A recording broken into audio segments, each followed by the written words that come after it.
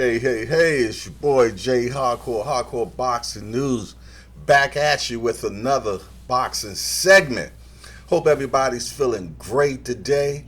I know I am because it's just another day above ground. All right, what we going to start with today?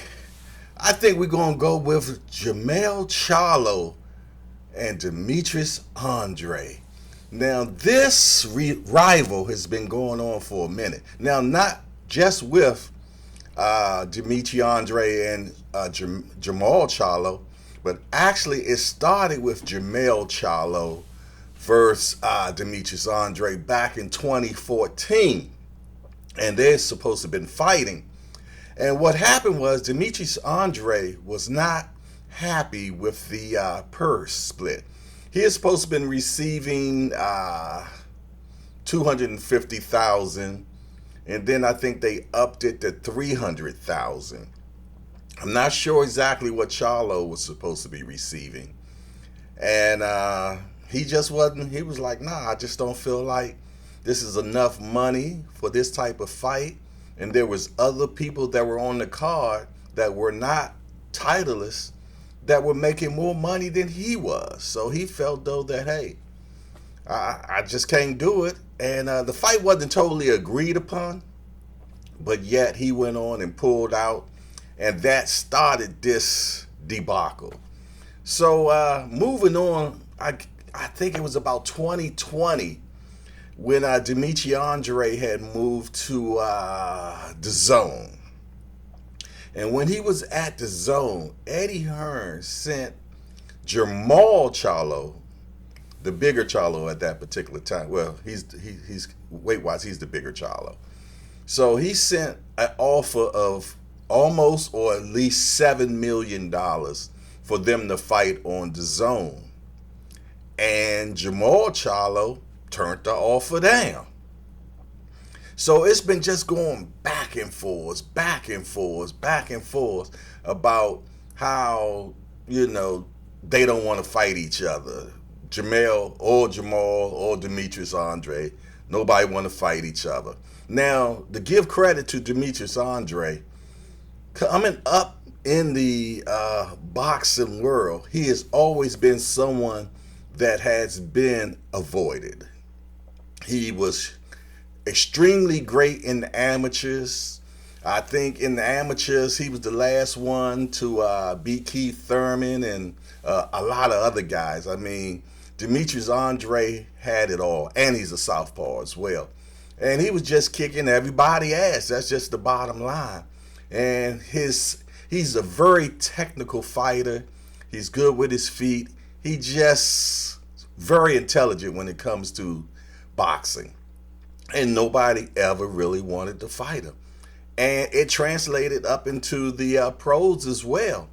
He has called everybody out from Triple G to Canelo. Nobody will answer the call.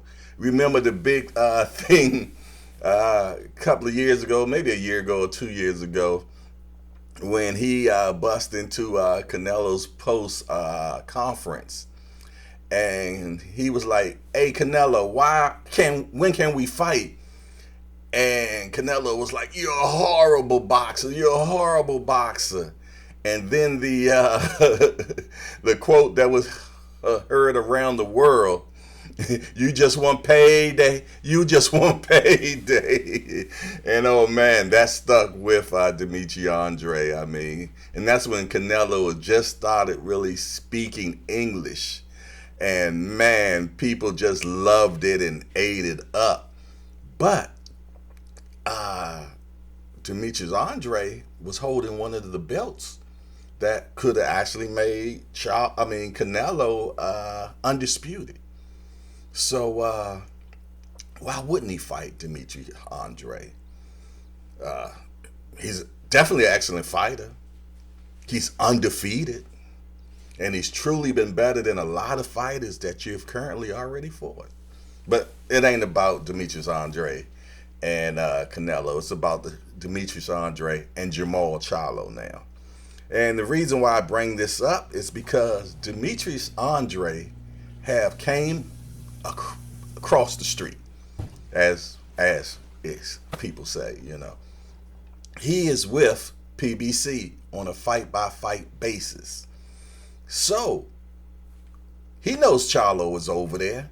So if he's ducking Charlo, that's a bad way to do a duck, to come exactly where he is at. He is there, and he just did an interview recently with Ron Goodell on Fight Hype and said, truly, the only person I really want is Charlo right now. I want Jermall Charlo. So my question is, will Jermall Charlo welcome Demetrius Andrade to PBC if Demetrius Andrade wins his fight January 7th in Washington, D.C.? Because people are going to be asking, hey, he's there. What are you going to do? You've been out for 18 months. What you going to do? You going to fight him or not? Because he says he wants you, and we need to know, do you want him? That almost sounds like a song right there. Well, you know what? We're going to move on from there. Next, we're going to go to Germonte. I'm just screwing up today. Gervonta Tank Davis. Gervonta had a media day yesterday down in Florida.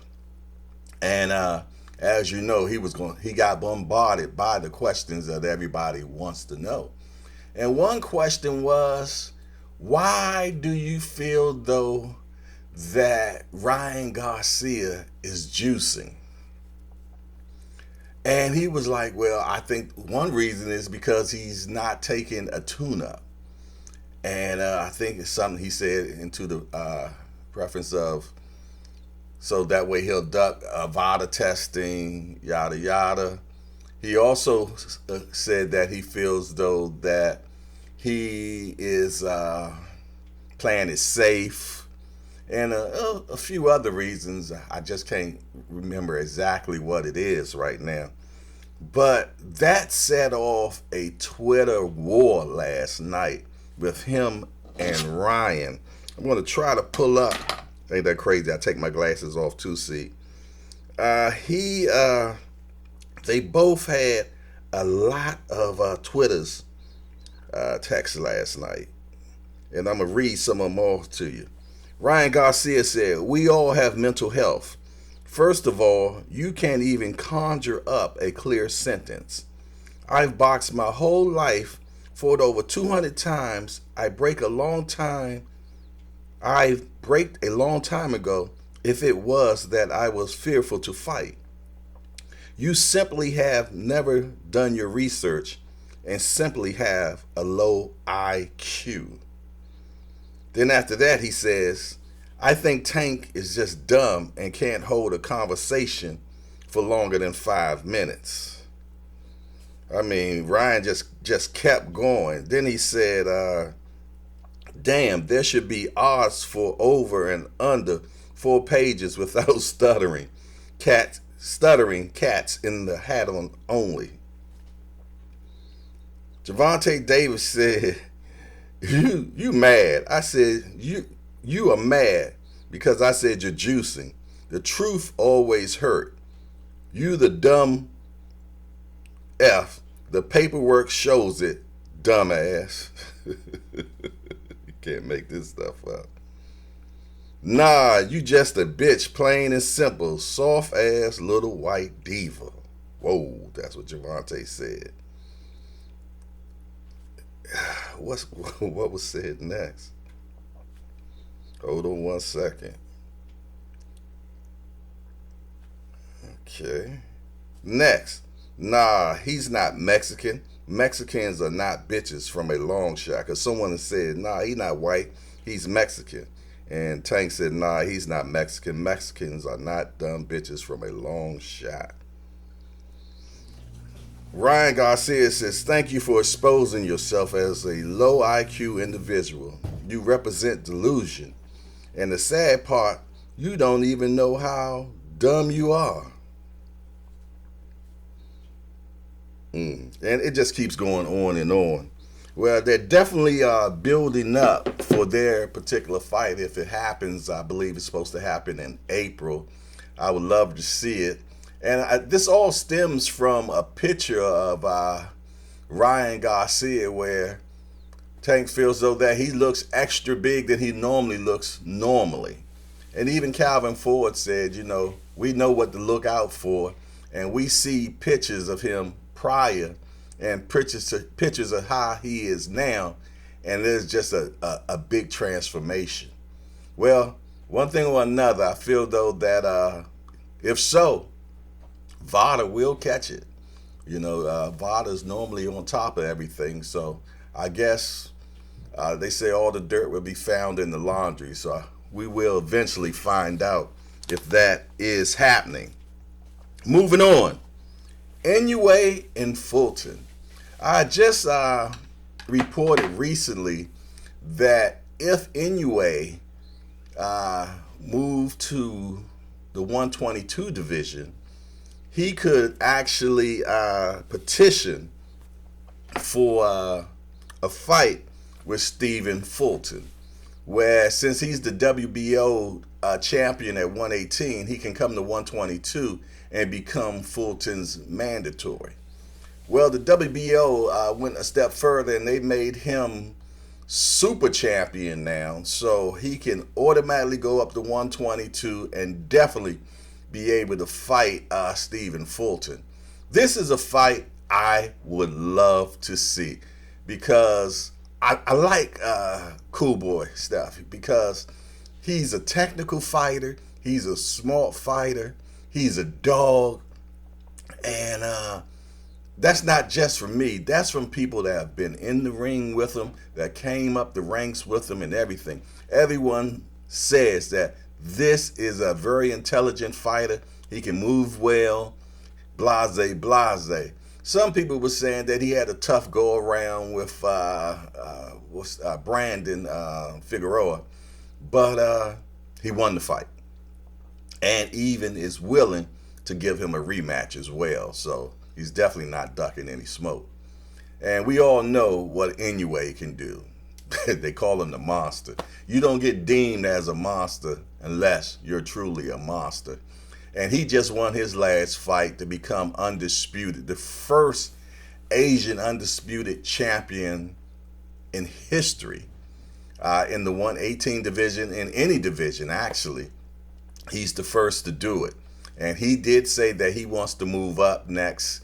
And he also said he's never fought a black fighter, and he's looking forward to fighting one, and no racism implied whatsoever. He's just speaking truth. He's just never fought one before, and he wants to see what's all the hoopla is about. And what better person to show him than Cool Boy Steph?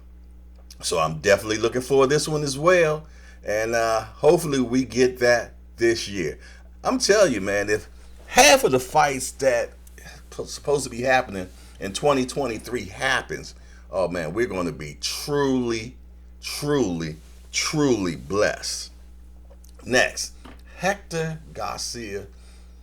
Well, Gervonta Davis versus Hector Garcia. Hector has been a little saucy in his media talks. He said that anything that Gervonta Davis can do, he can do better. Sound like another song too, right?